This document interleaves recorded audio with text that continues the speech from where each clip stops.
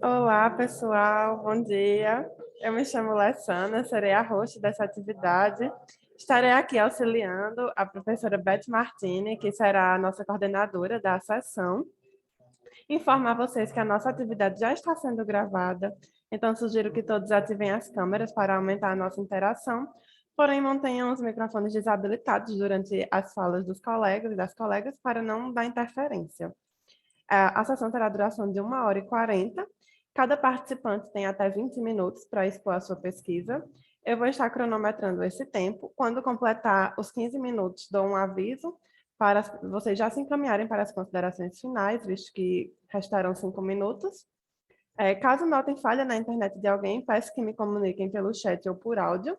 O chat, vocês conseguem ativá-lo aqui na barra inferior. Ele irá aparecer ao lado direito da tela de vocês. Agora eu vou passar a palavra para a professora Beth, mas desde já desejo a todos e a todas uma excelente apresentação de trabalho. Professora, pode ficar à vontade. Muito obrigada, Alessana. Bom dia. Esse é o nosso terceiro dia de Abraplip, para a minha alegria, na minha casa, que é a UERJ. Eu sou uma cria da Universidade do Estado do Rio de Janeiro, sou Elizabeth Fernandes Martini, fiz graduação, especialização, mestrado e doutorado nesta universidade. Então, eu só tenho a agradecer à universidade, ao presidente da Abraplip, professor doutor Sérgio Nazar Davi, meu orientador, e a organização desse evento, que me é muito cara. Pessoas muito especiais estão botando à frente uma Abraplip única, porque é uma questão de reexistência da educação. Nós estamos aqui para isso, né? E tenho uma alegria a mais hoje, porque estou aqui convidada para mediar a mesa 2, perdão, a sala 2, mesa EB2, e a temática é corpo e desejo. E temos aqui conosco duas pessoas no momento, pode ser que cheguem os demais, não é? Nós temos a Milena Soares e temos o Tiago Corrêa de Jesus, não é? E é muito interessante o percurso deles. Temos também agora a Viviane conosco. Que bom, Viviane, bom dia, seja bem-vinda, não é?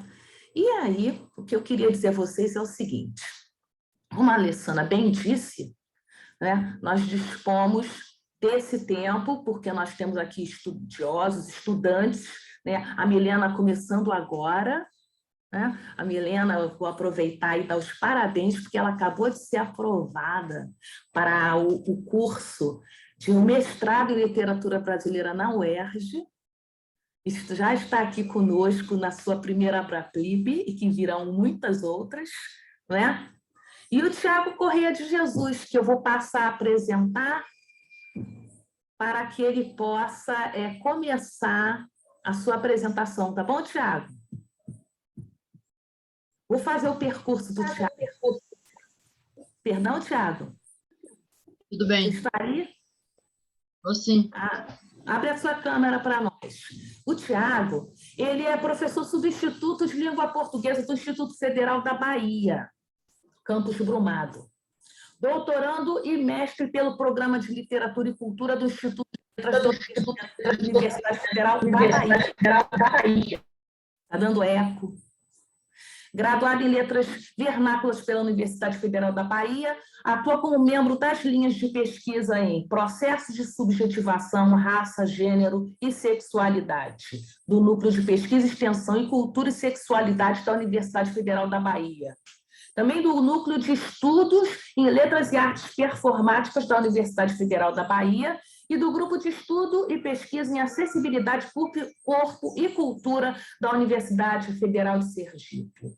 No campo da criação literária, publica livros de poemas, escreve regularmente revistas literárias do Brasil e do exterior e é autor de Dentro de Mim, da editora Modrongo, e coautor de Rabiscos e Antologia Poética, ambos pela Universidade, pelo Instituto Federal da Bahia. Não é isso, Tiago? Apresentei você corretamente? Perfeito, professora. Perfeito, perfeito. Deixa eu lhe pedir um favor. Você tem como virar para a câmera para a gente ver falando? É porque eu uso o meu notebook na TV. É porque vai ficar mais fácil para o público. Certo. Só. Se puder.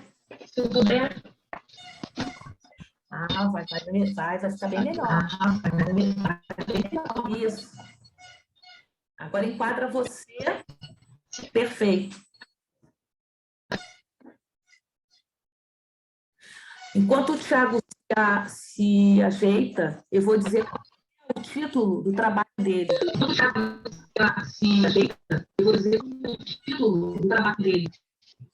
Percurso, reflexão e conclusão de pesquisa. O jogo das subjetividades limites categóricos do testemunho e subalternidade no poema Inconvivência Plenária de Alberto Pimenta. Por favor, Tiago.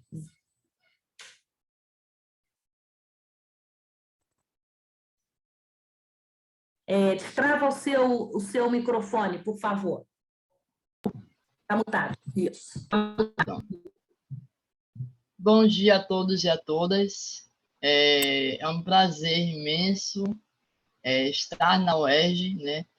A UERJ é uma universidade que tem um diferencial muito grande, é uma universidade que resiste o tempo todo, né? Não que as outras não tenham, né, esse papel, mas a UERJ ela é duramente e constantemente atacada.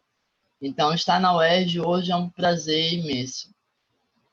E também estar na Abraplip, esse momento é um momento muito feliz para mim, né?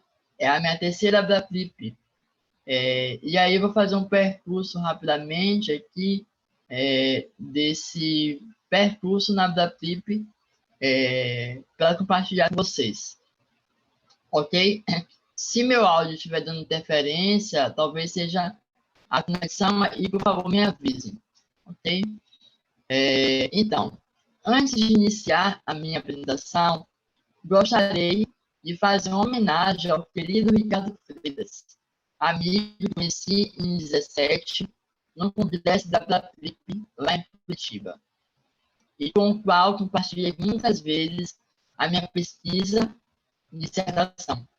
Estivemos juntos pela última vez em Belém, na última edição desse congresso. Infelizmente, Ricardo nos foi levado pela pandemia. Aluno do doutorado da UERJ, ele era um ser humano inteligentíssimo, talentosíssimo, e sempre muito disposto a ajudar e a realizar tudo com muita dedicação. Aqui, deixo minha reverência e agradecimento pela sorte que encontrava na penúltima edição da Abraplip, né?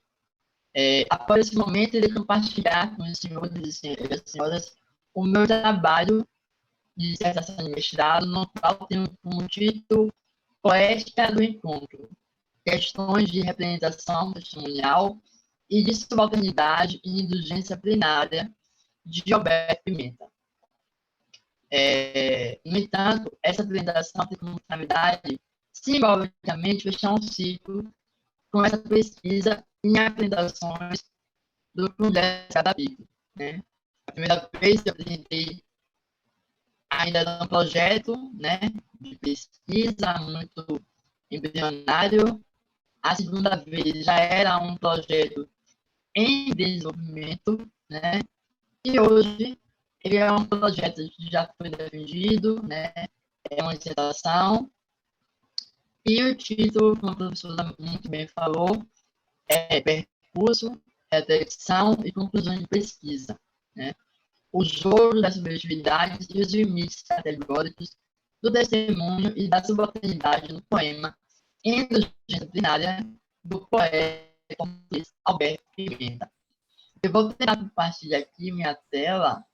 Tiago, perdão. Enquanto enquanto você compartilha a tela, deixa eu lhe perguntar uma coisa. Tem possibilidade de melhorar o som, porque ele está vindo meio cortado, meio deturpado. Será que existe essa possibilidade? Acho que se colocar um fone de ouvido, Tiago, talvez melhore. Tem como você colocar um fone de ouvido, por favor? Não, eu uso o microfone. Porque a minha internet. Então, Está cortando muito. sério. Eu não sei vocês, eu estou com dificuldade de ouvir. E agora? Tá ouvindo melhor? Ainda corta, Tiago. Oi? Tá Cortando. cortando. Sério. Eu acredito que a conexão para mim é um pouco contato de vocês. Eu temo que isso possa atrapalhar o público na hora de assistir.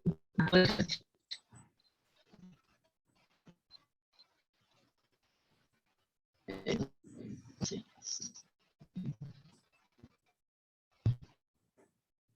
A minha tela aparece? Olha, a Viviane sugeriu se a gente desligando as câmeras se melhora. Podemos tentar. Talvez sim.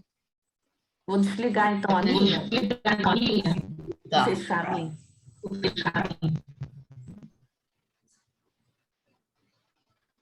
Eu sempre tive muito problema com o Zoom.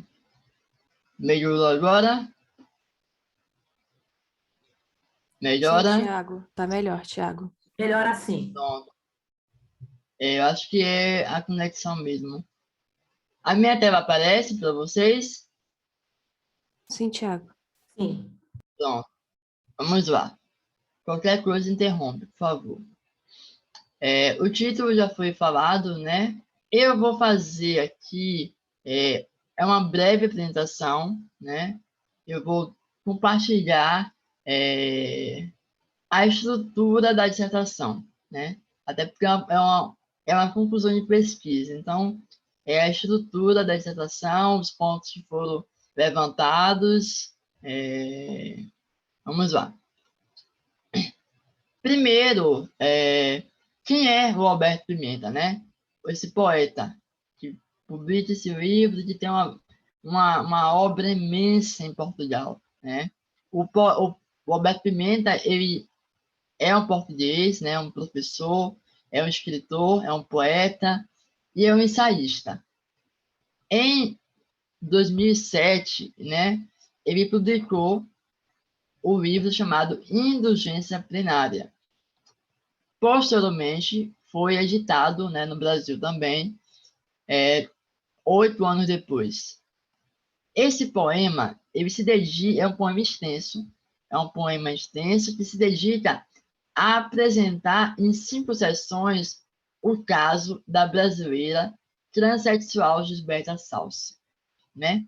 E aí, quem é a Gisberta Salsi, né? Quem é essa mulher? A Gisberta, né? Ela foi torturada em 2006, no mês de fevereiro, por um grupo de adolescentes da Oficina São José, que é uma instituição vinculada à Igreja Católica na cidade do Porto, em Portugal. Ela foi atirada após dias consecutivos de agressões físicas, verbais, sexuais, né? Ela foi atirada em um poço de um prédio abandonado, onde a Gisberta ela ficou abrigada alguns dias, né? Ela foi atirada nesse poço e os garotos, né? Que eram garotos porque eram meninos de 12 a 16 anos, então acho que o nome mais apropriado é garotos mesmo, crianças. Apesar de tudo, eles atiraram a Gisberta, né, nesse poço, acreditando que as suas agressões, né, aqueles dias de agressão, de tortura, tinham levado Gisberta à morte, né? E não, a Gisberta ela estava ferida, machucada, mas ela continuava viva, né? E aí, com receio do que poderia acontecer, né, se encontrasse aquele corpo abandonado ali, esses garotos eles buscam dar um fim, né, nesse corpo. E aí eles pensam em enterrar, mas aí eles não têm as ferramentas para cavar um buraco, né? Eles pensaram também em colocar fogo, mas ficaram receosos do fogo chamar a atenção. E, por fim, eles acharam esse poço em um prédio abandonado, no prédio que ela estava também. E aí resolvem atirar a Gisberta nesse poço. Só que ela não.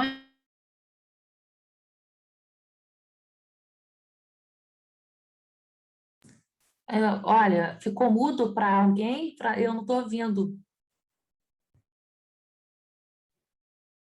Ficou Ficou. sim, professora. Será que o Tiago viu? Ele continua na sala, mas acho que a internet dele travou. Isso faz parte. Tiago, está Bem, nos escutando? deixa eu voltar ao vídeo nesse momento, né? Enquanto o Tiago retorna, né? Bem, o que o Tiago estava falando é de um caso de muita repercussão em Portugal nesse período, né? Eu não vou fazer a apresentação do Tiago porque eu estou aqui para aprender com ele, né? E foi uma repercussão de tal ordem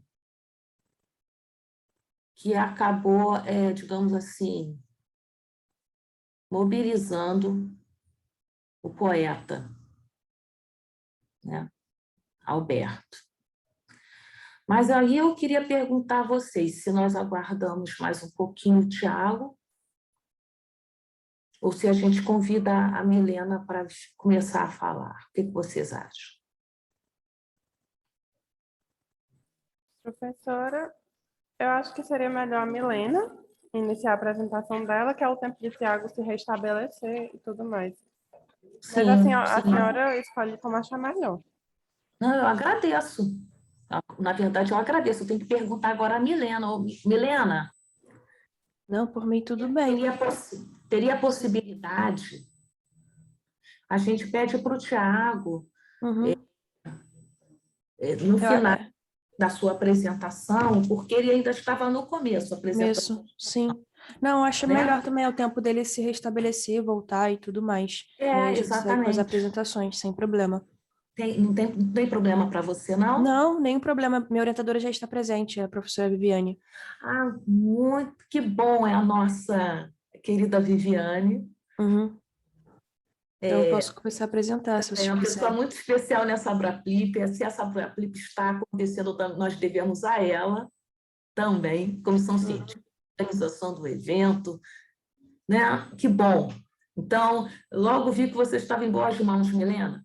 Então, começar de novo, lhe parabenizo pela aprovação no mestrado e agora nós vamos então ouvir Milena enquanto o Tiago está procurando se restabelecer, ou perdão, restabelecer a linha, a rede. Então, o nome Milena Dias Soares é a nossa comunicadora e o título é O Desejo Feminino em Ara, de Ana Luísa Amaral. Por favor, Milena. Primeiramente, bom dia a todos e a todas. Bom dia. Né? Eu queria agradecer também a participação, né, a abertura nesse espaço. É meu primeiro congresso, estou um pouquinho nervosa, mas espero que dê tudo certo. Agradecer a presença da minha professora orientadora também, que foi muito gentil ao me apresentar essa obra-prima da literatura portuguesa, que é a Ara, e eu espero compartilhar com vocês justamente a questão do desejo feminino presente nessa obra. Posso compartilhar minha tela? Por favor. E eu vou ficar mudinha agora. Estou compartilhando? Creio que sim, né? Estou. Está aparecendo? Assim, Milena. Sim? Ótimo. É, Caso dê algum tipo de interferência também, vocês podem me sinalizar que eu fecho o meu vídeo, tá? Se for necessário. Bem, vamos falar então sobre o desejo feminino presente em Ara, né, de Ana Luísa Amaral. Eu acho importante pontuar primeiro que a própria Ana Luísa Amaral, né, que é uma escritora da literatura portuguesa, ela não se identifica como romancista, né? Na verdade, ela tem esse viés mais de poetisa e acaba que a obra Ara é um reflexo disso, né? Tem uma mistura muito grande de gêneros literários dentro dessa obra, né? A gente entende que a poesia é justamente uma estrutura em versos, em estrofes, né? Que causa o desperta sentimento no leitor, enquanto o romance apresenta os personagens mais densos, os conflitos mais dramáticos. E quando a gente se depara com Ara, na verdade, a gente vê essa junção, né, essa inquietação que desperta no leitor, principalmente se a gente estiver focando na questão do corpo feminino no seu desejo. Nesse caso aqui, é no corpo lésbico, querendo ou não. Eu vou usar o termo lésbico no sentido de homoafetividade feminina, certo? Não estou partindo do princípio que elas são lésbicas, se intitulam lésbicas ou bissexuais, ou o que seja, mas é mais uma questão do momento intenso que as personagens vivem. Bem, a palavra lésbica, então, para quem não sabe, ela é do latim, né? E ela vem justamente da ideia da poetisa Safo, né? Que tem esse quê de poetisa também da Ana Luísa Amaral. Acho que não é distinto, não é. A gente pode afirmar que tem essa similaridade no sentido da temática, assim, né? E a lesbianidade, ela é muito criticada na sociedade ainda, assim, ela é muito marginalizada. E para isso, justamente, eu trouxe um texto aqui de uma autora, que é a Navarro Swan, que ela fala: assim como se pode notar na definição dos dicionários, as conotações, as significações que acompanham a palavra lésbica são sempre negativas. Mulher macho, paraíba, mulher feia, mal amada, desprezada. As imagens revelam dessa forma ou uma caricatura do homem ou uma mulher frustrada, mulher que foge aos paradigmas da beleza e da feminilidade, e escolhe a companhia feminina por não atrair os homens, e a insignificância atribuída à relação física entre mulheres já demonstra qual é o verdadeiro sexo, o masculino. Sem ele não há relação sexual. Essa ideia, querendo ou não, ela é muito presente em Ara, né? Essa negação, essa questão do desejo, o que a gente vai debater se há ou não há, certo? E isso mostra justamente que tem uma questão muito histórica relacionada ao machismo, né, mesmo presente, né? É essa questão da nossa sociedade estar sempre às margens do desejo de querer masculino, não do feminino. A mulher não é uma fonte de prazer. Por isso também uso aqui a Lúcia Facco, que é uma escritora brasileira, também é da UERJ, né, mestranda e doutoranda da UERJ, que ela diz: o desejo feminino e, por consequência lógica, o desejo lésbico vem sendo silenciados por tanto tempo devido exatamente à preocupação em se manter o sistema de dominação das sociedades falocráticas, em que há sempre uma sujeitação das mulheres ao discurso ditado pelos homens. Então, essa citação da Lúcia, né, da Tânia também, é mais uma referência a como é que a gente tem essa construção diária, né? Apesar de elas não serem escritoras de literatura portuguesa, a gente vê que isso perpassa a questão da geografia, né? É uma questão mundial, cultural, infelizmente, até no século XXI. Com isso, a gente vai buscar debater um pouquinho sobre como é que se apresenta essa questão do desejo contra o querer, o poder, de fato, da mulher em relação à homoafetividade feminina dentro da literatura, certo? Para realizar esse artigo, na verdade, eu fiz uma análise, né, da obra, eu estudei a obra focada nisso do desejo, e aí, como eu pontuei já, eu uso bastante a Lúcia Facco para fundamentar minhas ideias, uso um pouco de Virginia Woolf também, Judith Butler e Tânia Navarro Swan para a gente debater a questão de gênero e sexualidade. Bem, a história de Ara, né, ela pode ser dita que se divide, a princípio, em duas partes, né, para o leitor. Antes e depois do capítulo denominado Irmãs. Porque antes dele, como há essa fusão literária, essa mistura de...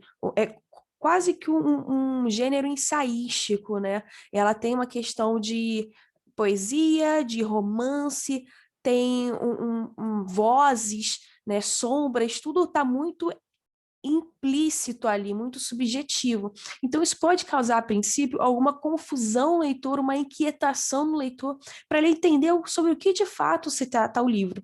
Mas ao chegar justamente nesse capítulo intitulado Irmãs, tudo que veio antes começa a fazer sentido, né? Só que o leitor até então, ele não percebeu, ele não se deu conta. A partir disso, eu trago um texto aqui da obra que justamente fala sobre... tem uma parte que ela fala de vozes, né? Ela intitula Voz 1 e Voz 2. E aí a Voz 1, ela diz: venceu o dissonante, já não posso nem quero... A voz 1, não, desculpa, a voz 2. Venceu o dissonante, já não posso nem quero obrigar-te a fingir o que não deves dizer o que não sou. Terminou o disfarce, e eu, que também lá estive, que sei o que tu sabes, o que antes pesadelo, um novo paraíso anunciar-se. O seu nome maior, que não podia ser nome qualquer, já que foi seu centro de amor, feito de dissonâncias, de palavras, de corpos e de estrelas. A sedução, árvore do saber, mas fruto ausente.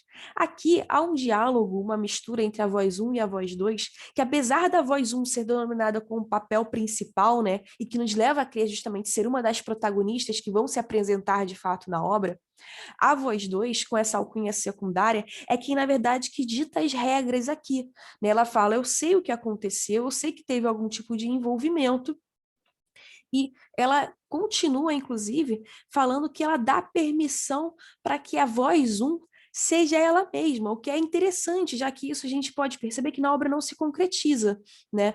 Então a voz 1, ela termina, que se comece a história em nova voz de gente. Ela dá essa sujeitação, essa aprovação do homem em relação à mulher, né? Mas isso pós o ocorrido, e é isso que vai chegar ao leitor, né? Ana Luísa, então, ela mostra justamente o quanto o papel masculino, né, o gênero masculino, ele acaba pontuando qual é o poder, qual é o lugar da mulher, o que ela deve ou não fazer. E ela inicia justamente esse debate sobre essa questão do desejo. E aí eu trago para vocês um trecho da Judith Butler, que ela dialoga justamente com a escritora portuguesa em relação a esses ideais, né? A crítica genealógica recusa-se a buscar as origens do gênero, a verdade íntima do desejo, uma identidade sexual genuína ou autêntica que a repressão impede de ver. Em vestizo, ela investiga as apostas políticas, designando como origem e causa categorias de identidade, que na verdade são feitos de instituições, práticas e discurso, cujos pontos de origem são múltiplos e difusos. A tarefa dessa investigação é centrar-se e descentrar-se nessas instituições definidoras, o falocentrismo e a heterossexualidade compulsória. Então, a Judith ela estava dialogando justamente aqui com a Ana Luísa Amaral, né, pontuando o quanto o falocentrismo e a heterossexualidade compulsória ela acaba determinando os comportamentos da sociedade, né? Mas são comportamentos que nós não paramos para refletir, e é necessário que se reflita para que haja uma modificação.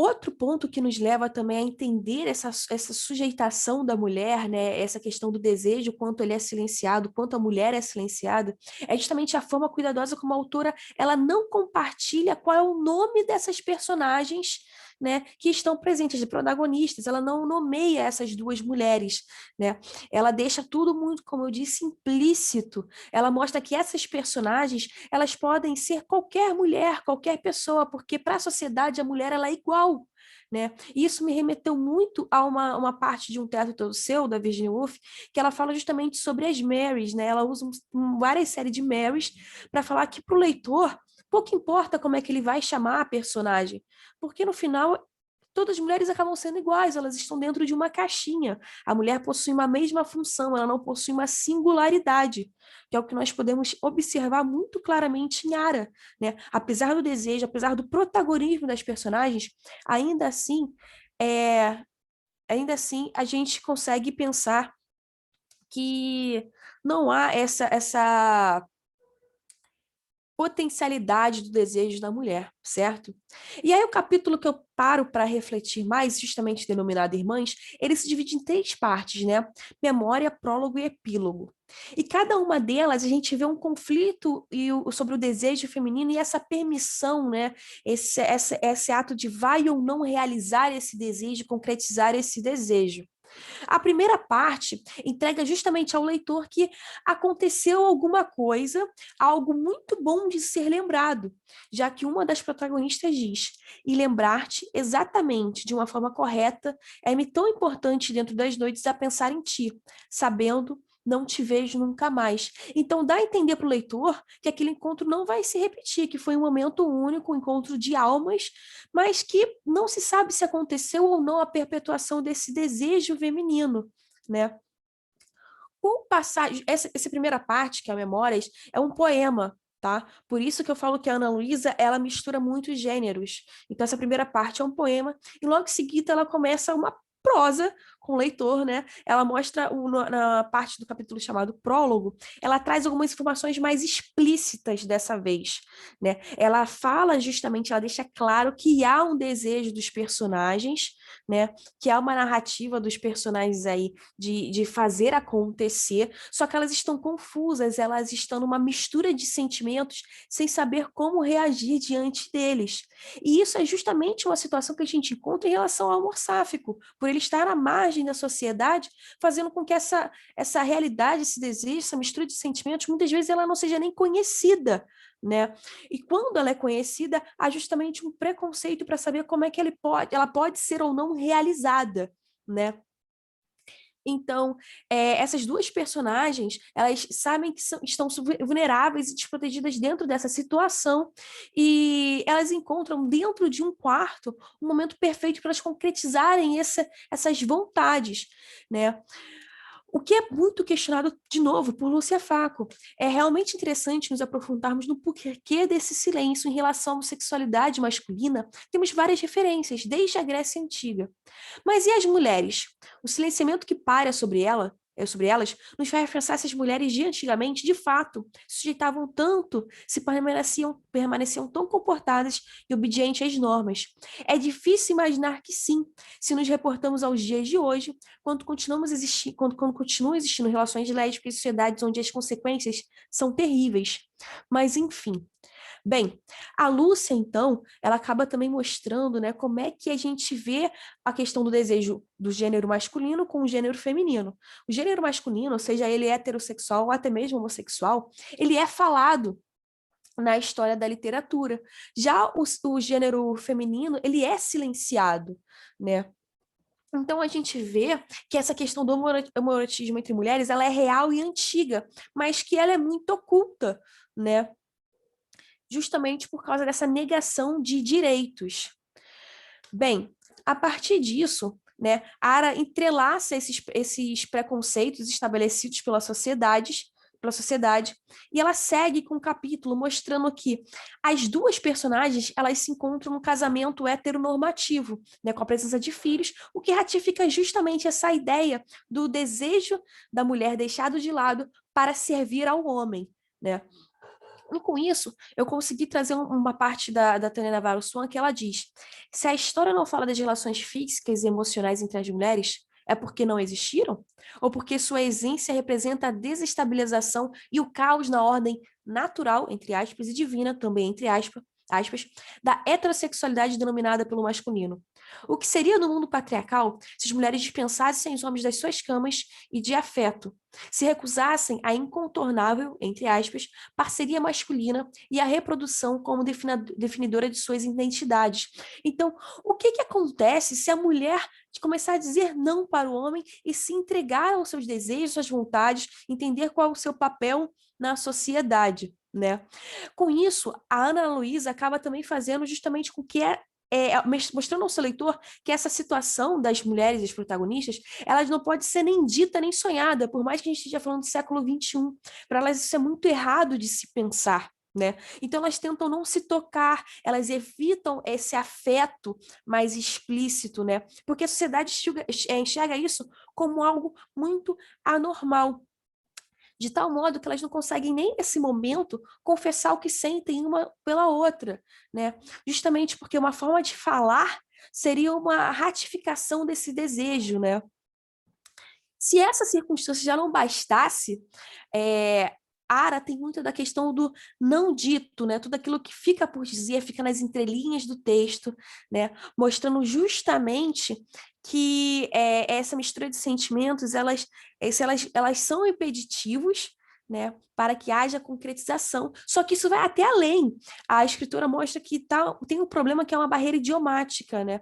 Uma personagem, ela não fala a língua da outra. Então, essa questão dos afetos, ela é muito sentimental através dos olhares, através do movimento do corpo, né? Desse desejo do corpo, essa questão de como é que nosso corpo fala, mesmo sem ser através do idioma, certo? Então, essa questão de ficar por dizer, né, uma questão de como é que é em relação ao mecanismo de comunicação, eu trouxe justamente uma passagem do texto, né, de Ara, que é um sentimento inconversável na língua que falavam, uma mistura comum, desconcertada, e o estarem longe e sentirem-se sós, partilharam-na sempre, embora não fosse a língua de nenhuma delas, porque nenhuma delas sabia falar a língua da outra. A profícia da palavra importando mais do que o dizer. É interessante também ver nessa passagem que essa língua que nenhuma das duas fala, né, também pode ser justamente essa língua do homoerotismo, né, essa nova possibilidade de amar, certo? Então, a partir desse silêncio, a partir dessa falta de falar, a gente vê como é que acontece a quebra de alguns paradigmas, né? E é justamente tentando quebrar essa ideia de estar à margem, de estar escondida, que é defendida pela Lúcia Facco. Fazer questão de permanecer à margem, não interferindo assim como a ordem estabelecida, ou discutir com a sociedade e existir a inclusão, obrigando-na a alternar as suas normas. Bem, até esse momento, dentro de Ara, a resposta para essa questão pontuada pela Lúcia é justamente manter a ordem. Não vamos mexer, não vamos realizar o nosso desejo, nossos desejos. Isso é errado, né? Nós não nos sentimos bem. Apesar disso, na última parte, né, que é do capítulo que é intitulado Epílogo, o leitor pode se encher de esperança no sentido, eu quero que elas realizem, concretizem esse ato de afeto, essa troca de carinho, porque não há nada de errado, né? E aí elas acabam se reencontrando no que elas chamam de terceiro país. Esse terceiro país é um lugar como se fosse um lugar seguro para elas, né? Não é o território nem de uma, nem de outra. Querendo ou não, é um reflexo também da nossa sociedade, né? Os movimentos que são seguros, os lugares que são seguros para as pessoas que são homossexuais. E aqui eu até abro essa junção, tanto para o homossexual feminino quanto masculino, né? Porque é a ideia de evitar pré-julgamentos e preconceitos, mesmo no século XXI, mesmo com todo o debate que a gente tem, certo? Os parágrafos que se seguem, né, a gente tem justamente essa ideia do quase, resgatando o desejo em vias de acontecer. Vai ou não vai acontecer? O leitor ainda não sabe, o leitor ainda não percebeu se elas conseguiram ou não. Fica que sim, fica que não, mas a princípio é não, a resposta é não. E aí a autora dá uma questão de como é que é esse reencontro para as duas, né? Como um parto, assim foi o reencontro. Um pequeno sorriso de desassossego, e ela a levantar-se, a outra tentando não correr. O pequeno amor finalmente de novo veio em carne. Elas estão se contendo, né? Apesar delas quererem, apesar do corpo falar, uma tenta não correr, a outra levanta, mas é um levantar-se que a gente entende que é um levantar tentando manter a calma, tentando não mostrar essa ansiedade, porque apesar de estarem as duas ali naquele terceiro país, ainda assim isso pode ser mal visto, né, dentro dessa dominação da sociedade falocrática. Então, a autora mostra a realidade desse cenário, deixando um recado para o leitor. Queria beijar-te, como não deve ser, mas como deve ser. Sabes como me sinto quando falas assim? Em displicência e riso, de coisas de dão de corpo, tocar o teu pescoço levemente, tocar o teu sorriso. Ontem, em hotel e naturalidade dessas coisas, despistes a camisola à minha frente, e eu afastando os olhos, como deve ser. Como um pudor impossível se fosses só amiga. Virei-me de costas para ti, para despir a camisola. Nunca um gesto, mas quero. E entre o querer e o resto, as coisas são tão fundas como o abismo. Aqui é uma complexidade, né, justamente desse querer, desse desejo, desse poder ou não poder. Eu quero te ver despindo a camisola, mas eu não posso, né? Eu não sou sua amiga, eu quero ser sua amante, mas eu também não posso, né? Eu não tenho como fazer esse gesto, mas eu quero. Então, nessa passagem, a autora mostra justamente como elas tentam se entregar a esse desejo do jeito que dá, dentro de si mesmas. Não houve a concretização desse desejo, né? Não houve essa materialização do amor. O que houve foi um entendimento de si e uma reflexão sobre o que elas são de verdade, né? Ambas percebem que elas nunca foram justamente amigas, apesar delas e dos maridos, apesar da sociedade, desculpa, e dos maridos, né? Os maridos as veem dessa forma, mas elas sempre foram amantes, amantes silenciosas, entregues sem o corpo, mas de alma. E então já vou me encaminhar para as minhas considerações finais, né? Esse artigo justamente ele buscou debater essa questão do desejo, como é que ele se mostra presente, cara, como é que ele é muito forte, apesar dele não ocorrer, né? E quanto ele tem influência na sociedade falocrática e heteronormativa, mesmo no século XXI. A gente viu justamente que o gênero feminino ainda se encontra à margem, né? Não só em relação à sexualidade, mas também ao gênero. E a Ana Luísa, ainda assim, com o passar do livro, em outro capítulo, que se chama Coisas de Rasgar, ela deixa parar uma dúvida sobre o fim da história para o leitor, mostrando que há esperança, né? Em que talvez um dia isso possa acontecer. E o teu sono, num quarto ao meu lado, a outras horas da manhã, me desperte, dentro do desejo por fazer uma ternura imensa. E eu entre no teu quarto e me sente ao teu lado, e seja capaz finalmente de afagar a nuca, como se afaga a cabeça de um animal muito belo. Então, há uma esperança dentro da personagem, e a Ana Luísa tenta transpor isso para o leitor, né? Há esperança, apesar de tudo, há esperança. Ela retrata, então, assim, de modo pertinente como é que acontece esse elemento das vozes femininas e como isso é agravado quando a gente trata do relacionamento sáfico, né? E eu acho que ela deixa uma lição pra gente, pesquisador, leitor, de tentar fazer com que essa inquietação, porque Ara mexe com a nossa inquietação, tá? Mesmo que as duas realizassem o desejo, ainda assim elas nos deixam muito reflexivos. E então, de mudar essas produções, essas produções dando mais visibilidade, fazendo mais produções e também debatendo sobre. E ela deixa por fim justamente essa dualidade entre o querer e o poder, que ele não é um motivo de vergonha, mas sim de orgulho. Ela deixa uma parte final que eu acho que é uma das mais lindas da obra, que a vergonha é não amar. O resto ele está aqui. O futuro presente, pronto para suster ódios e lutas. O resto são lágrimas idênticas sobre a fome e o choro à nossa volta. O resto é olhar teto, olhar conforto e saber que tocá-los era nada. Situo à minha frente como um sol. Orgulho por amar. Bem, termino então a minha apresentação. Agradeço vocês pelo espaço, né? Caso tenham dúvidas, podem perguntar. Foi um prazer trabalhar com a Ara e investigar justamente essa questão do desejo feminino e essa questão do não dito, do por dizer, né? Essa sujeitação do gênero feminino em relação ao masculino, entre o querer e o poder. Vou parar de compartilhar, tá bem? Olha, tem que agradecer muito a apresentação de Emiliana Soares. Eu tenho certeza que você já é motivo de orgulho para a sua orientadora e para outras pessoas no grupo que já estão dizendo orgulho de você, Milena. Que bacana. Tenho certeza, você acabou de entrar no mestrado e esse trabalho que você já tem tão bem articulado, estruturado, ele só tende a crescer e tenho certeza que, bem, eu quero estar na sua defesa. Essa é uma colocação que eu devo fazer agora aqui. Obrigada. Tá? Com certeza. E pontuar só uma questão, eu sei que o debate não é agora não, tá? Desculpem. Mas se a gente pensar que Judith Butler veio ao Brasil e foi ofendida, Hostilizada, sim. hostilizada, você imagina, né, a importância de trabalhos dessa natureza, não é? E como Viviane diz, leitura séria, comprometida, dedicada. Eu queria até fazer um convite para vocês, né? Ana Luísa Amaral estará hoje numa mesa, 2 horas, com a minha professora orientadora. Então, aqui na Bapilip, eu acho interessante podermos ver, né? Será de grande aprendizagem.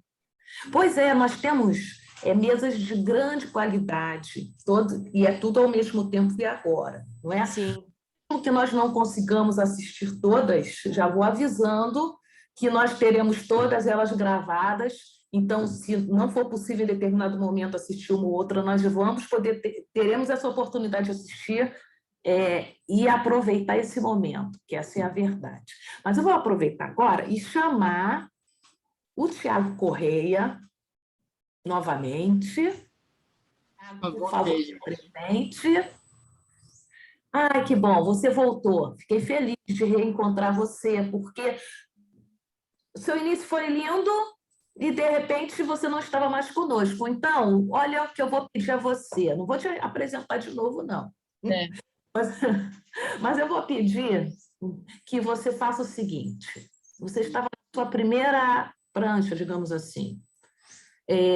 Você compartilha, começa do início, tá? Para que possamos pegar o fio.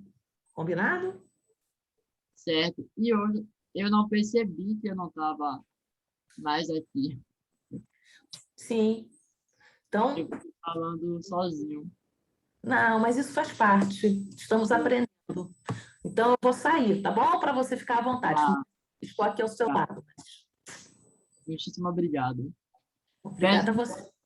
Peço desculpa a todos, mas infelizmente é o que tem para hoje. Sim, vamos lá, retomar, né? Eu já falei para vocês um pouquinho do título, né? Essa apresentação, ela é voltada muito mais a uma chegada, né? A falar sobre a conclusão desse caminho que eu fiz ao longo dos 3, 4 anos, e compartilhar, né? O Alberto Pimenta, ele é um poeta, né? Um poeta português. Além de poeta, ele é escritor, ensaísta e foi por muitos anos, né? É, foi professor, né? Em universidades. Morou um período na Alemanha, é, e tal. E em 2007, ele publicou, né? Esse poema chamado Indulgência Plenária, né? Só 8 anos depois que esse poema ele foi editado aqui no Brasil, certo?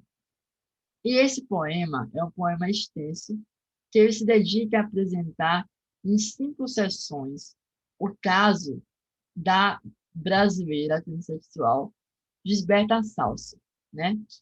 Mas quem é a Gisberta? Talvez alguns aqui possam não conhecer a Gisberta. A Gisberta, ela foi, né, uma mulher trans brasileira, que foi torturada em 2006 por um grupo de adolescentes da Oficina São José, que é uma instituição vinculada à Igreja Católica na cidade do Porto, em Portugal. A Gisberta ela foi atirada, né? Foi jogada, lançada em um poço, em um prédio abandonado, né? Depois de perder a consciência. Mas por que jogar a Gisberta em um poço, né? Esse grupo de adolescentes, de garotos, em torno de 12 a 14 garotos, eles encontraram a Gisberta em um prédio abandonado e, por um momento, fizeram amizade com a Gisberta, até porque um desses garotos, ele já conhecia a Gisberta. Conhecia da onde? A mãe dele era amiga da Gisberta, né? A Gisberta, por um período, ela foi garota de programa também. E aí a mãe desse garoto também era. E aí, em alguns momentos, a Gisberta ficava, né, cuidando desse menino para poder a mãe ir trabalhar. E aí ele reconheceu a Gisberta.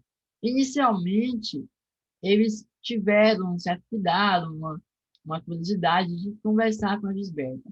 Só que de um momento para outro, eles começaram a agredi-la, né? A batê-la, a ter curiosidade, né? Entre aspas, em descobrir o corpo da Gisberta, né? Em querer saber como é que era. E aí, a partir disso, começa a bater, a agredir, A Gisberta apanhou por uns 4 dias consecutivos, né? Ela estava muito debilitada porque ela era HIV positivo, né? E ela não fazia o tratamento. Então, tudo isso acarretou que a Gisberta ficasse debilitada, né? E essas agressões ajudaram a fragilizá-la mais ainda.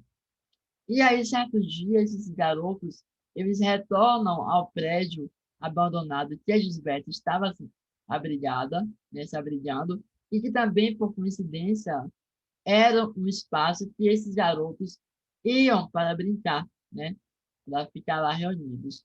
E aí eles encontram a Gisberta desacordada e pensam que a Gisberta havia morrido, né?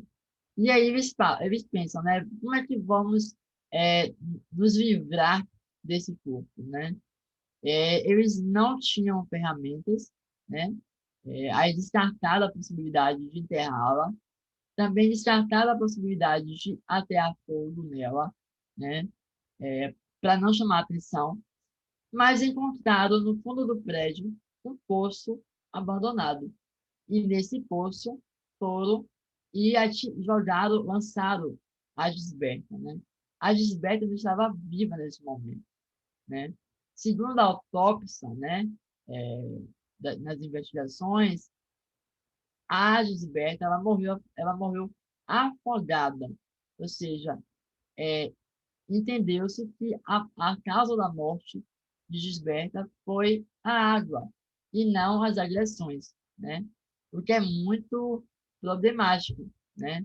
Pensar e colocar a culpa na água, né?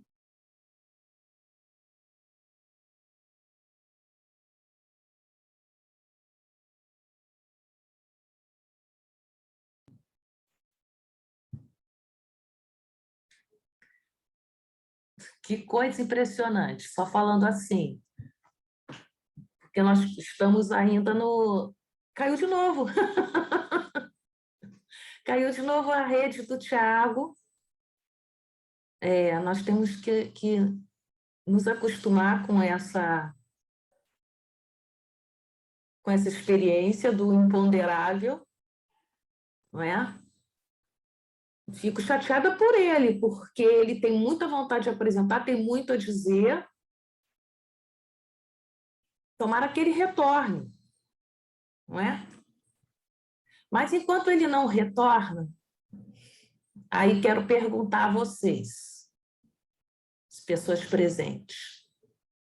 Vamos conversar sobre o trabalho da Milena Soares, Viviane, Ingrid, Andressa e pessoas presentes? O que vocês acham? O que você acha, Milena?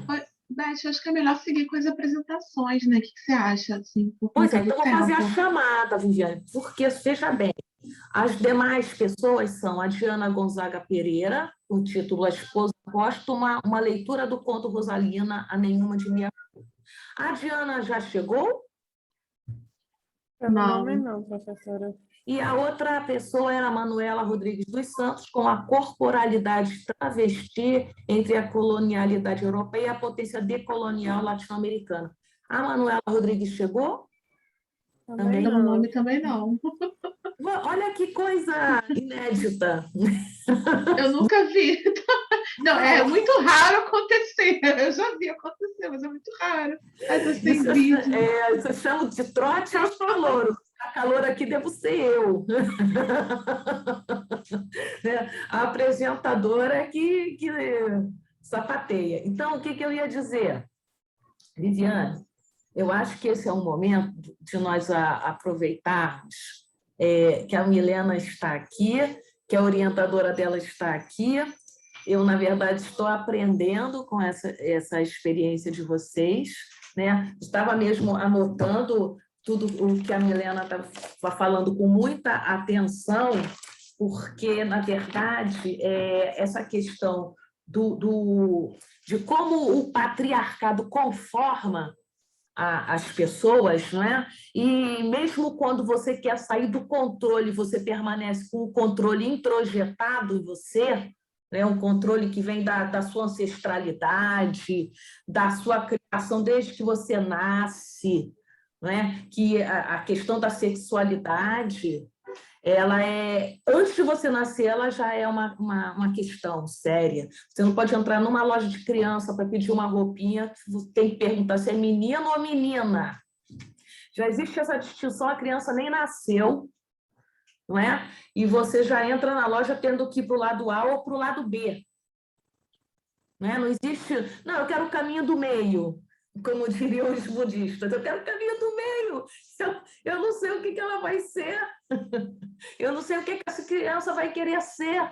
Né? E assim como a gente diz assim, eu não sei o que ela vai querer ser na profissão, na vida, no relacionamento com as pessoas, a gente poderia também dizer, eu não sei o que ela vai querer ser ou optar, né? Em termos de opção sexual, eu não sei o que ela vai querer, né? Mas essa força heteronormativa, ela nos bota dentro de uma moldura, bem uma moldurinha que eu estou vendo aqui agora, eu estou nesse retratinho, né? Estou na moldurinha. E essa moldura, ela vem pela nossa vida, né? Eu sou uma pessoa oitocentista, devo dizer para vocês, mas é interessante quando que a gente vê isso lá no século XIX, a distinção dos papéis, né? Isso é bacana assistir você, Milena, agora, apesar de não ser a minha especialidade, porque a gente vê essa distinção dos papéis lá em 1800, né? Eu estou fazendo essa fala aqui inicial porque me chamaram para ser mediadora, e eu digo assim, vivendo e aprendendo. Inclusive a Ingrid Kelly, que vai, por favor, Ingrid, entra na roda com a gente, né? Ela colocou assim, minha filha e eu, como mãe, já fomos julgadas porque ela tinha um velotrol azul e não rosa, né? Eu também, como mãe, tinha um macacãozinho rosa da filha, né? E eu botei no filho, né? Macacão que tinha ficado de um para o outro. Aí o pessoal dizia assim, qual é o nome da menininha? Não dá nem tempo de você, da criança, administrar isso, né? Então, eu vou parar de me estender e vou ouvir vocês. Milena, eu vou fazer o comentário de orientadora e talvez não é bem isso, né? De pessoa próxima também, né? A você é o seu primeiro trabalho, né? Eu acho que você sempre uma estreia, né? É uma estreia na apresentação e uma estreia na Abraflip, sua primeira apresentação. A gente tem sempre claro que a gente fica com um certo nervosismo, né? Mas essas coisas passam porque o nervosismo, na verdade, nunca passa, né, Beth? Né? Eu acho que eu vejo professores mais velhos falando sobre isso, nós que, né, somos jovens, mas, né, já temos alguns anos, quer dizer, o nervosismo nunca passa, dependendo da situação, você fica aqui, como eu estou hoje, acordei já também um pouco nervosa, né, em muitos sentidos. Mas eu queria pensar com você, né, uma questão, né, no seu artigo, que é a ideia do espaço doméstico, né? Esse tema que é muito presente não só na poesia da Ana Luísa Amaral, né? E na escrita da Ana Luísa Amaral, sobretudo em Ara também, né? Também vai aparecer em Ara essa ideia do espaço doméstico, né? Então pensei muito no livro da Michelle Perrault, né? A História dos Quartos, porque o quarto é também, né, esse espaço doméstico, como você apontou, indicou, né, é o que também vai surgir em outras escritoras, né, poetisas, né, mulheres, né, poetas do século XX, né, pensando nesses espaços, né, como lugares que vão, de alguma forma, estruturar uma certa disciplina, né? É refúgio ao mesmo tempo, mas também é uma maneira de você concretizar suas relações de afeto, não é? E de alguma forma construir, construir, né, o seu espaço seguro, né? Então, o quarto tem essa potencialidade, a imagem do quarto, né? A construção que a gente faz do quarto. Ao mesmo tempo que é uma concretização do desejo, é também o espaço, né, de segurança. Então, é interessante, né? Porque o quarto, né, segundo este livro da Michelle Perrault, tem muito a ver com essa ideia de um espaço essencialmente moderno, né? Pensando, né, nessa ideia também de como o quarto vai se transformando, a ideia de quarto, né, a partir da modernidade, como é que ele representa essa possibilidade de fuga também para um desejo irrealizável, né, para algo que ainda está em vias de acontecer. Né? O quarto é também esse espaço, é a fuga para o quarto, né? Aquele momento em que o quarto, né, acaba tendo esse papel. Então, é interessante pensar, não é, como é que essa escrita contemporânea, isso que não é só do século XXI, né? Começa ainda lá no século XIX, né? Essa possibilidade do quarto, do espaço doméstico ser retratado e do quarto ter um aspecto importante em termos de símbolo, de espaço, né? de realização, de muitos romances, né? O quarto é quase uma personagem, né? Então, eu fiquei pensando essencialmente, né, que uma das grandes questões estruturais, eu fiz todo citei a história dos quartos, mas pensando que uma das questões estruturais, só para pensar também com vocês, né, um pouco, e continuar a conversa esperando, né, para ver se, né, o Tiago aparece, né, se ele volta, né, se a conexão dele se restabelece. Mas assim, eu queria pensar ou alguém aparecer, né? Porque senão a gente também pode fazer, né, algumas perguntas e encerrar, infelizmente, a sessão. Sim, Mas sim. Pensando nessa questão do espaço doméstico, como é que isso a gente está fazendo sempre uma ideia do exterior para o interior, né? O julgamento aos olhos dos outros, da nossa vida privada, né? Isso é interessante. Mas, então, portanto, como esse espaço doméstico, ele é fundamental para ser explorado, né? Refletido, quer dizer, é um espaço de reflexão para essa nossa possibilidade de construção de uma subjetividade ou de subjetividades, né? Quer dizer, é o espaço doméstico quem vai ditar e reproduzir, né? Isso que vem de fora muitas vezes, né? A ideia das salas de jantar, né? A ideia, né? As pessoas nas salas de jantar, né? A ideia lá da música dos Mutantes.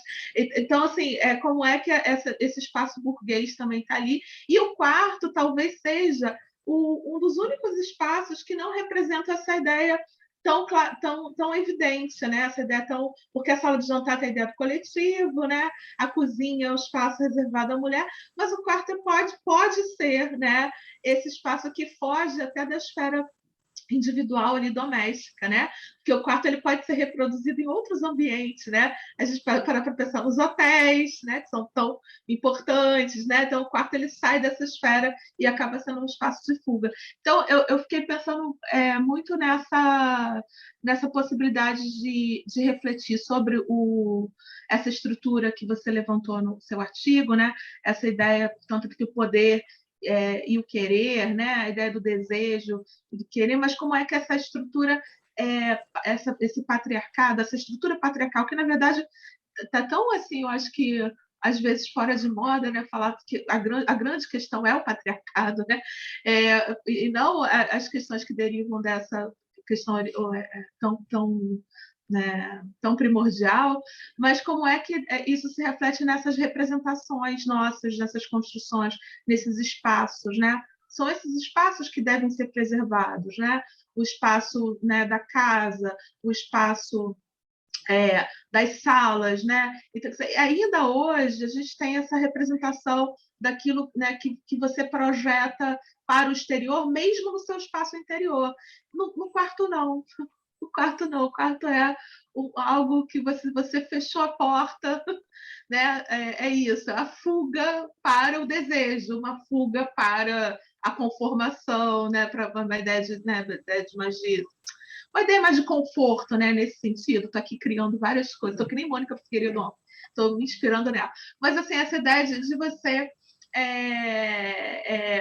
né, poder fazer alguma coisa. Então, é interessante, né, pensar nisso, Milena, assim, depois, né? Pensar que essas estruturas dentro do texto são necessárias, né? Como é que o patriarcado também se sustenta por uma linguagem que é a linguagem doméstica, que é o espaço doméstico, que é a manutenção do espaço doméstico, e que o quarto talvez seja esse espaço de segurança, de proteção, como, né, indica, né, o palco, né, como fala lá também a Michelle Perrot. Então, assim, talvez seja essa possibilidade, assim, né, sempre foi. E como é que isso se mantém ainda dentro da nossa casa, né? Então, o quarto é a fuga dentro dessa questão. Então, pensar, né, um pouco mais, também não é uma pergunta, é só para a gente pensar posteriormente sobre isso. E depois, assim, né, Beth, pensar assim também em conjunto, né? Pensar como é sempre o verdadeiro exercício, né? Mas assim, pensar também com vocês essa ideia da linguagem, né? Dessa questão da palavra, né? Eu sempre penso muito nisso também. Como é que a gente tem uma estrutura de texto, uma estrutura, um jeito de fazer romance, ou um jeito de fazer, né, poesias, vamos pensar, né? Que a gente tem baseado, né, em modelos, né, ou numa historiografia, numa história da literatura que tem a ver com esses modelos, enfim, eu posso chamar de masculinos, mas é uma escrita dos homens, né? Isso que o projeto de vocês mostra tão bem também, o projeto do qual você faz parte, né? Que existe uma outra história, a história das mulheres, as mulheres escritoras que não eram divulgadas no XIX, né? No início do século XX, e que essas mulheres foram tão importantes, né, quanto esses, né, homens, enfim, né, essa escrita que não chegou de uma maneira tão não foi tão divulgada quanto merecia, né, muitas vezes.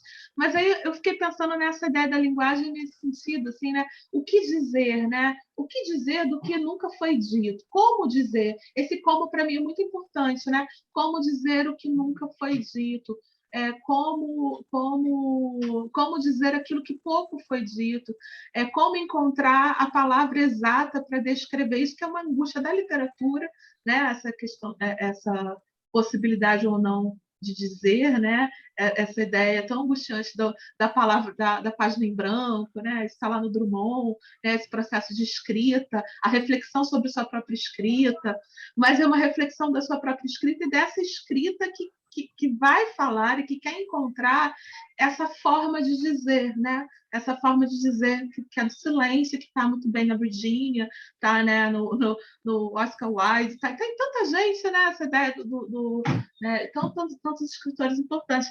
Então, talvez, né, a forma... eu também tenho pensado muito nisso, talvez uma escrita mais ensaística, uma escrita mais híbrida, a ideia dos gêneros que se misturam, não só com as outras artes, mas também essa ideia, talvez seja não um caminho definitivo, mas a única solução dentro das limitações né, que a gente tem. Então, essa possibilidade do híbrido, essa possibilidade até da forma livre do ensaio, né? O ensaio então tem uma questão às vezes ensaística, uma reflexão que sempre aparece em muitos romances, né? Talvez seja uma saída contemporânea de alguns escritores, essa ideia da linguagem. Eu gostei muito dessa sua fala, Vivi. Eu sei que eu acho que a Milena é que tem que falar. Então, Milena, você fala aí, porque depois eu também queria pegar esse fio, não sem antes pegar a fala da Ingrid Kelly, que diz assim: eu me sinto mais segura no meu quarto. Minhas filhas gostam de ficar no meu quarto até quando não estou, dizem que tem cheiro de mãe. E nos quartos que surgem os escritos, mas isso também é uma outra, né? Isso que você disse, Ingrid, é uma outra questão, né? É interessante pensar até é porque no quarto também muitas vezes, não são formados assim, os leitores, né?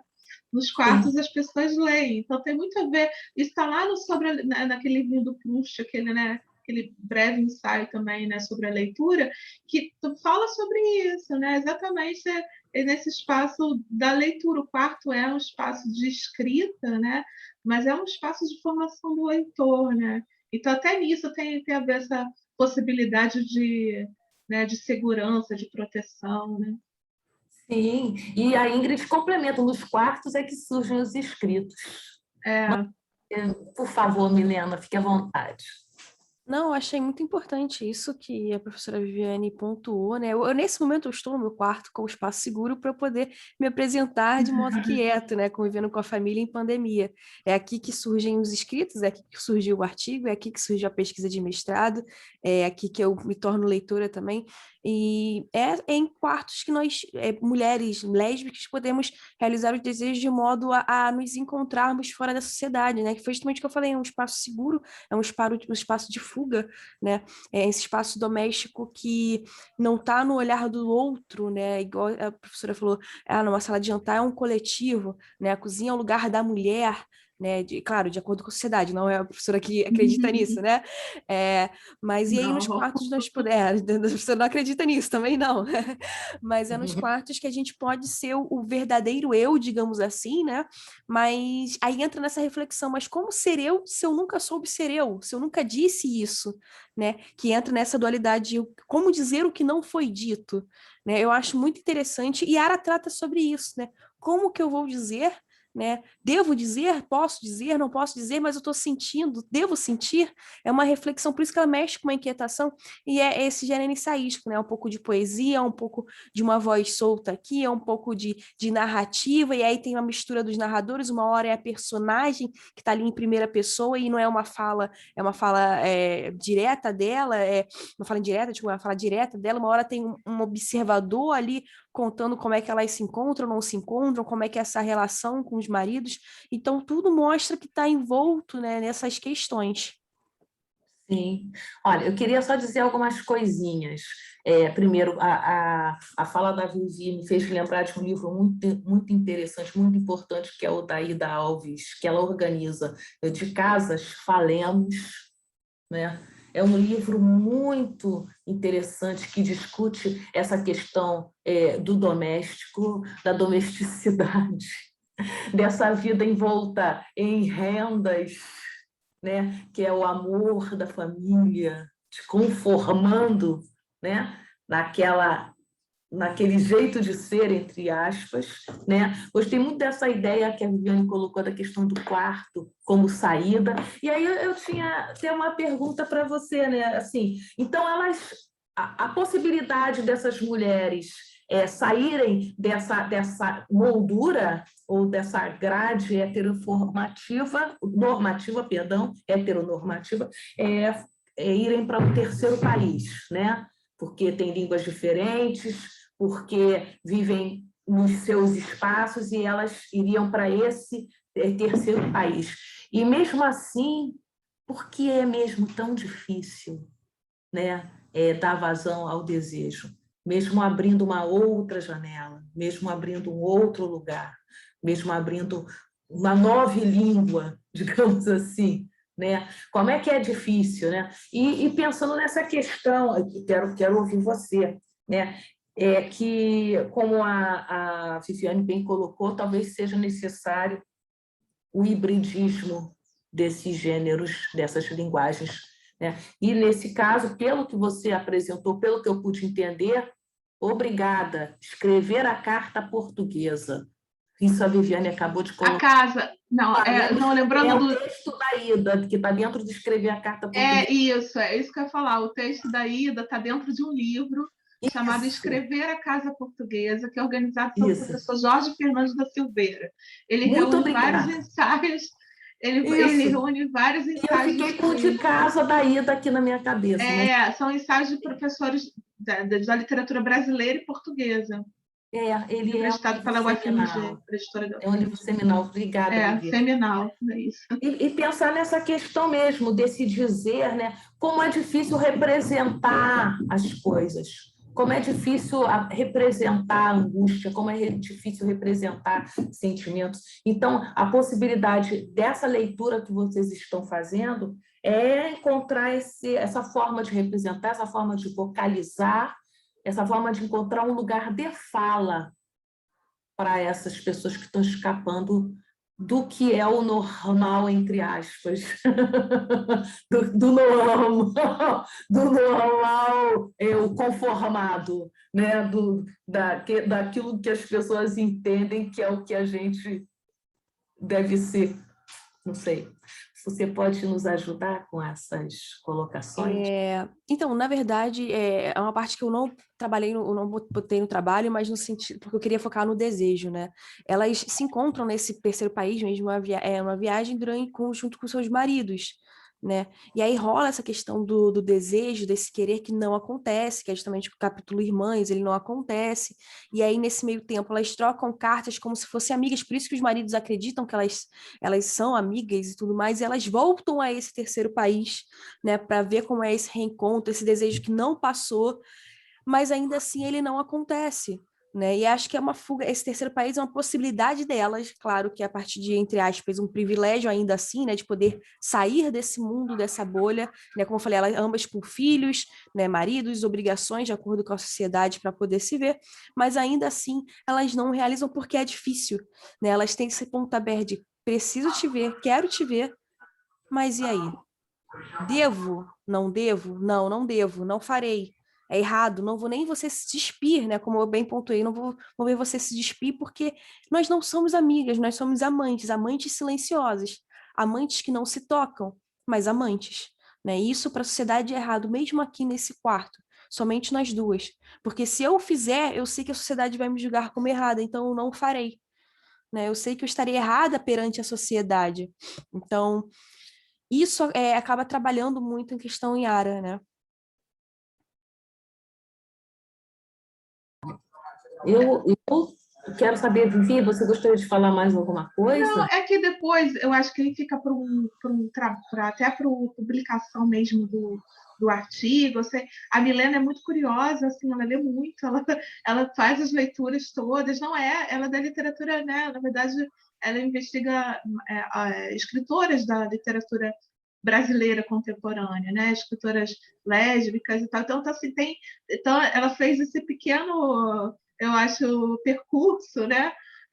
Já entrando na literatura portuguesa, mas é interessante pensar depois em definir essa questão do desejo, né?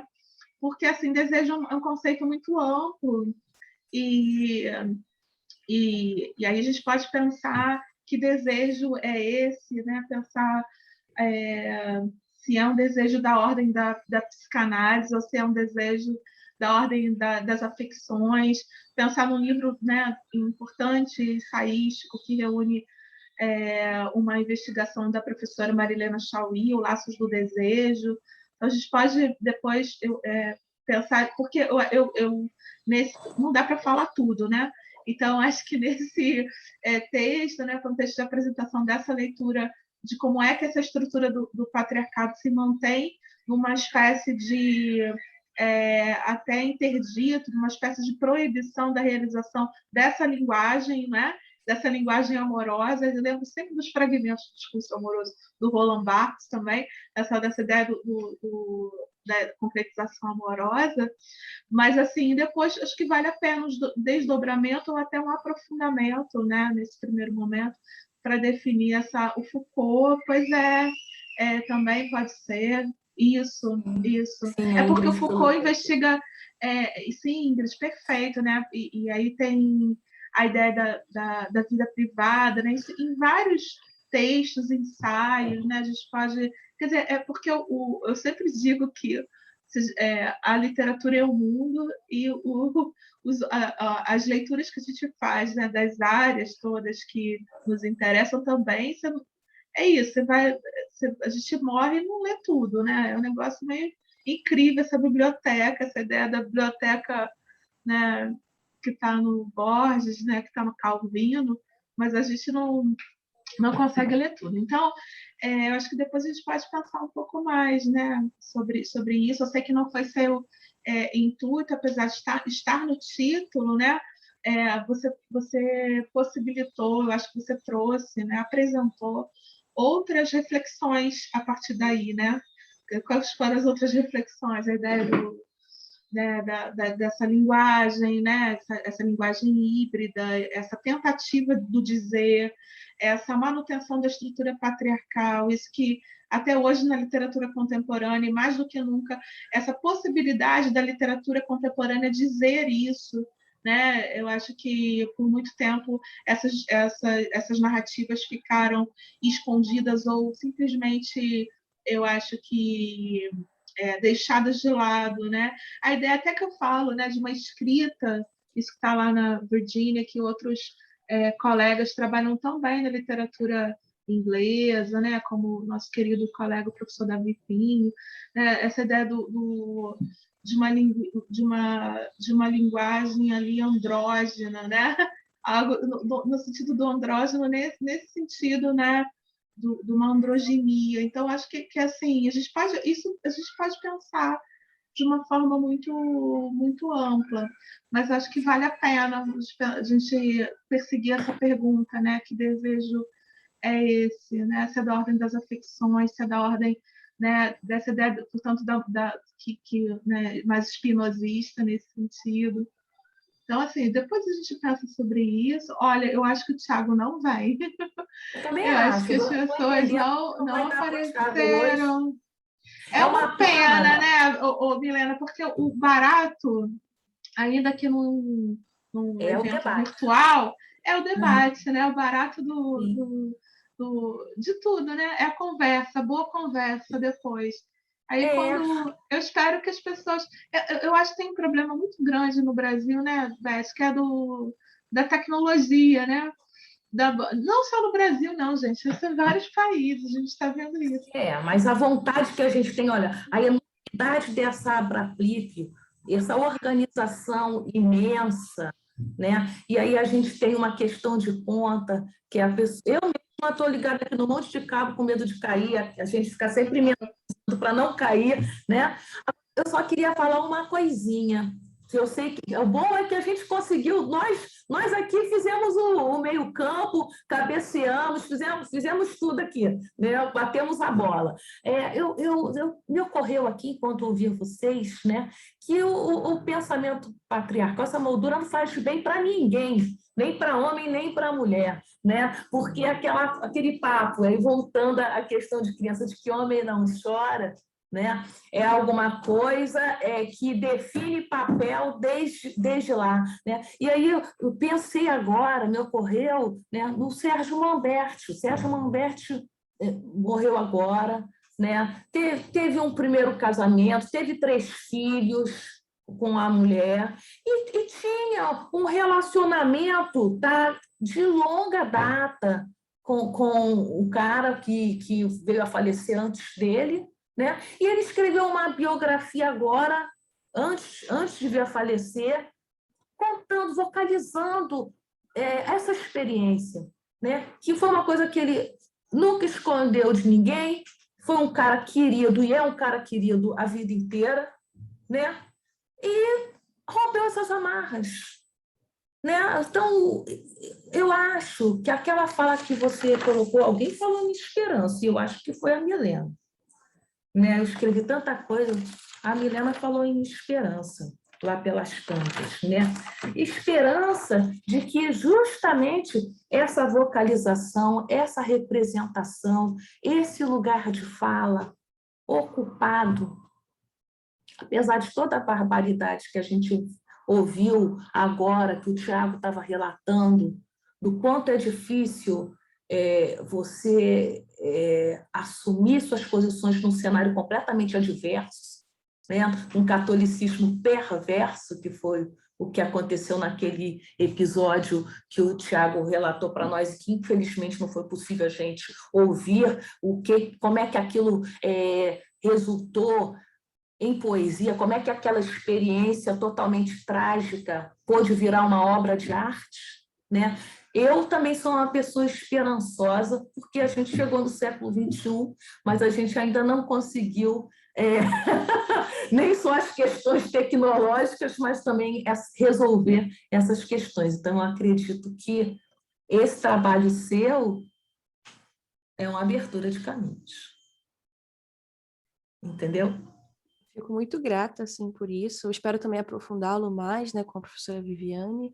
Eu acho que realmente é necessário a gente debater e pensar sobre, né, para poder fazer algum tipo de mudança, né? Porque se só lermos e deixar essa inquietação dentro da gente, também não tem como produzir um mundo melhor, não só produzir obras, né, mas um mundo melhor, né? Eu queria muito ter escutado o Thiago também, eu estava muito interessada para saber sobre o artigo dele. Também. Dialogava muito bem, né, querendo ou não, com a minha pesquisa, apesar de ser outra parte do LGBTQIA, digamos assim, mas entra no mesmo recorte, né? É uma pena, é uma pena. Pois é, mas vamos torcer para que a gente tenha outras oportunidades de nos encontrar, não é? Vivi, o que você acha? Você acha que nós temos conta dessa mesa hoje?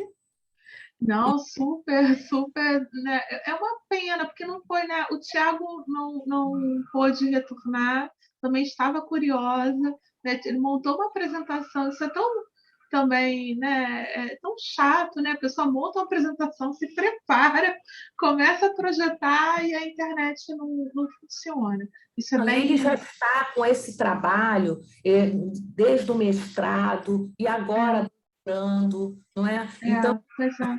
um percurso que para nós também era uma coisa muito interessante para ver como esse trabalho, como esse estudo, como esse adensamento estava se processando. Mas, não é? Agora, tem que agradecer aqui a nossa host, Lessana.